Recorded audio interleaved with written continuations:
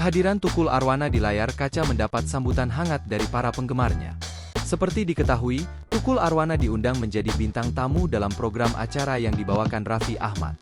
Tukul Arwana datang ditemani kedua anaknya, Vita dan Jovan. Sebelum acara dimulai, Raffi Ahmad sempat bertemu Tukul Arwana yang memilih menunggu di mobil. Suami Nagita Slavina tampak begitu senang bisa bertemu dengan salah satu pelawak kenamaan tanah air tersebut. Dia sampai terharu saat bertemu dengan Tukul. Sementara itu, Tukul tampak ditemani dua anaknya yakni Vita dan Jovan. Di dalam mobil, dia tampak beristirahat. Saat bertemu Tukul, Raffi Ahmad ikut memberikan semangat buat Tukul Arwana. Dia juga tampak memegang tangan Tukul Arwana. Dia berkali-kali menyemangati Tukul Arwana agar kondisinya makin membaik, sehingga bisa kembali menyapa para penggemarnya di televisi.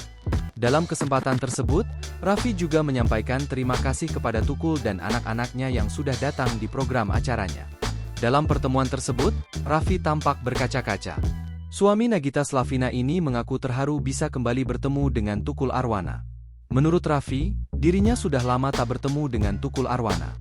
Dalam pertemuan itu, Raffi Ahmad juga tampak salfok dengan penampilan putra Tukul Arwana, Jovan. Menurutnya, penampilan Jovan makin ganteng. Hah? Gimana? Terharu aku.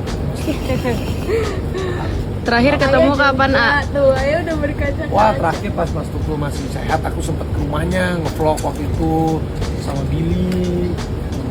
Wah, Jovan tambah ganteng ya? Ganteng Jovan. Oh, umur berapa sekarang? Wah, waktu itu terakhir ketemu Jovan masih umur berapa? 12 tahun kali ya? SMP. Tambah ganteng sekarang nih. Oh, rambut bagus nih. Jadi malu.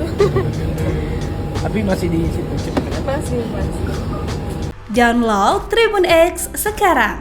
Menghadirkan lokal menjadi Indonesia.